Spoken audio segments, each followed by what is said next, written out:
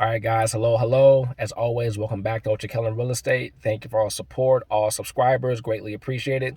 So when dealing with tenants, especially in my situation, and I'm sure it's going to be the situation that some of you may be in too, where you're living in one of your properties with your tenants.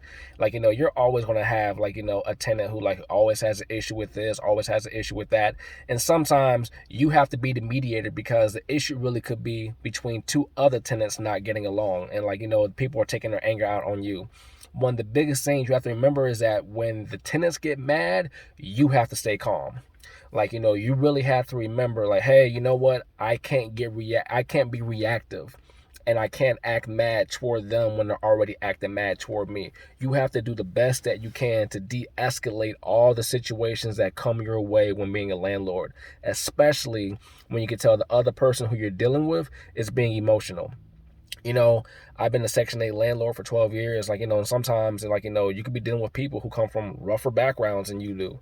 And, they can react to situations a whole lot more crazier than how you may react to them.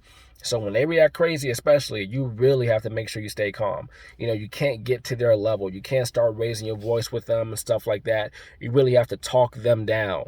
And I've had countless of situations where I've had to talk tenants down by always making sure to keep my voice in a low tone and to make sure that, especially if there's an issue between two tenants, I make sure I stay in the middle of the other argument as possible. I can't lean one way or the other until I have all the facts as what's going on. You'll always have people who are going to do the he said, she said type of thing. Well, he's doing this, he's doing that, she's doing this, she's doing that. Just sometimes people don't get along. And so when that starts happening, and they get mad at each other and then it boils over into a big, huge argument, now you as the landlord, you have to be the mediator. Unfortunately, sometimes people look at you like you're the middle school principal and that you have to solve every conflict, especially when people want to have altercations with each other. And so with that being said, you have to be in the middle as much as possible and you have to stay calm. Trust me, it'll make your life a whole lot easier. Whenever you're dealing with tenants, stay calm as much as possible. Don't be disrespectful.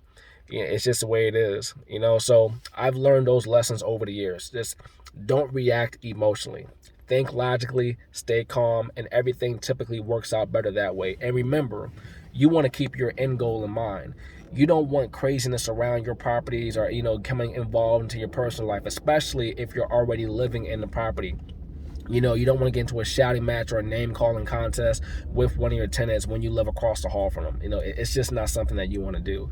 Especially you definitely don't want to put yourself in danger. When you're going back and forth with somebody and you never know how far gone that one person already is. And now you're reacting emotionally just like them and just making it worse. Always stay calm. You guys sometimes be a tenant when they're having an argument with somebody else or they're mad about something. Sometimes you have to be their therapist, their life coach. You got to be the negotiator. You have to be the person of reason. Okay? Always remember that. Stay calm when they get mad. Got more videos coming up. Thank you guys once again. If you're watching on YouTube, you can find me on Instagram at Kellen. And if you're watching me on Instagram, you can find me on YouTube at Kellen Real Estate. All right, guys. Till next time.